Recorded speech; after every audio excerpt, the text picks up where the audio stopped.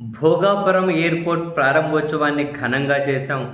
విజయవంతంగా అది మన అకౌంట్‌లో మనం క్రెడిట్ చేసుకోగలిగాము అని చంద్రబాబు నాయుడు గారి సర్కారు భావిస్తూ ఉండొచ్చు గానీ, దాని చుట్టూ కొన్ని పరిణామాల మీద చర్చ అయితే ఇప్పటికీ ఆగడం లేదు. 13,500 మంది గిరిజన మహిళలు, విద్యార్థినులను తీసుకొనొచ్చి తింస డాన్స్ పేరుతో అది 2 నిమిషాలు ప్రధాని ఓపెన్ టాప్ జీప్ మీద ప్రధాని, ముఖ్యమంత్రి వెళ్తూ ఉంటే వాళ్ళతో అలా డాన్స్ చేయించడం.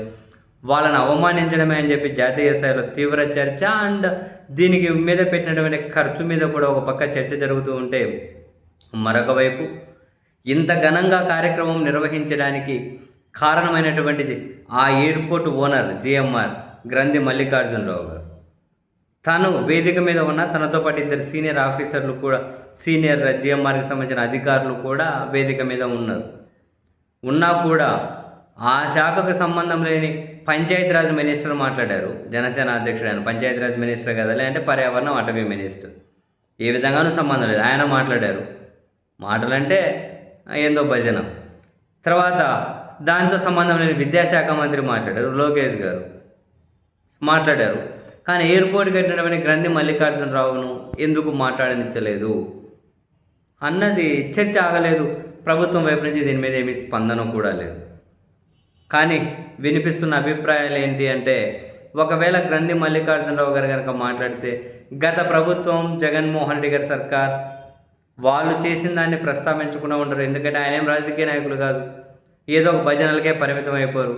ప్రభుత్వాల సహకారం గురించి మాట్లాడతారు. ఇప్పటివరకు వాళ్ళు నిర్మించిన ఎయిర్పోర్ట్ల గురించి మాట్లాడతారు.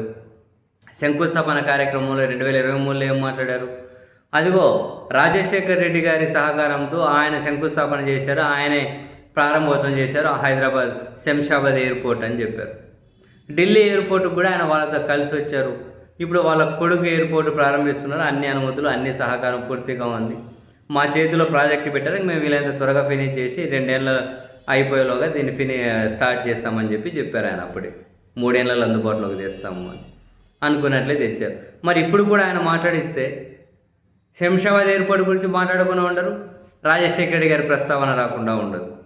కానీ చంద్రబాబు నాయుడు గారికి అంత ఇబ్బందికరమే కదా. ఎందుకంటే హైదరాబాద్ ఎయిర్పోర్ట్ నేనే కట్టానని చెప్పి సంబంధం లేదు అసలే. ఎందుకంటే శంకుస్థాపన, ప్రారంభోత్సవం 2 రాజశేఖర గారి పీరియడ్లోనే అయిపోయింది. మరి అది ఇబ్బందికరమే చంద్రబాబు నాయుడు గారికి. అండ్ ఇక్కడ భోగాపురం ఎయిర్పోర్ట్ ల్యాండ్కి సంబంధించి కోర్టు కేసులు ఇవన్నీ క్లియర్ చేసింది గత ప్రభుత్వమే, అనుమతులు తెచ్చింది గత ప్రభుత్వమే, పునరావాసం కల్పించి గత ప్రభుత్వమే. అది ప్రస్తావన తీసుకురాకుండా ఉండరు.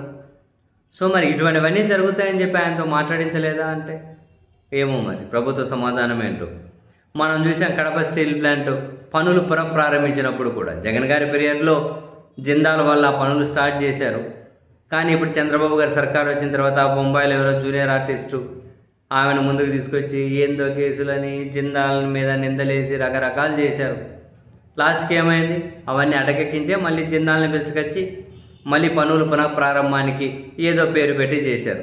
కానీ ఆయన ఏమైనా జగన్మోహన్ రెడ్డి గారి కోసం ట్వీట్ చేశా, మీరిచ్చిన సహకారం, మీరిచ్చిన ప్రోత్సాహంతోనే ఇది ఇంతవరకు ప్రాజెక్టు వచ్చింది సార్, మళ్ళీ కంటిన్యూ అవుతుంది, ఇప్పుడు మేము పనులు చేయగలుగుతున్నాము అని అందరికీ తెలిసిపోయి. సేమ్ ఇప్పుడైనా గ్రంథి మల్లికార్జునరావుతో మాట్లాడించి ఉండంటే ప్రధాని అదే వేదిక మీద ఉన్నాడు, దేశమంతా చూస్తుంది. మళ్ళీ గత ప్రభుత్వ సహకారం గురించి రవ్వంతా మాట్లాడినా ఇప్పుడు వీళ్ళు ఇంత ప్రచారం చేసుకోవడానికి అసలు అవకాశమే ఉండదు కదా. అందుకని మాట్లాడించలేదా అని చెప్పి ఒక చర్చ. మాట్లాడించకపోవడం దారుణం, ఎందుకంటే ఆయనే ఓనర్, కట్టింది ఆయన మాట్లాడించకపోవడం ఏంది? కానీ మాట్లాడించలేదు. ఎందుకనంటే ఏమో మరి ఎందుకు మాట్లాడించలే? సంబంధం లేని మినిస్టర్లతో మాట్లాడించారు, ఆయనతో ఎందుకు మాట్లాడించలే? ప్రశ్నే కదా.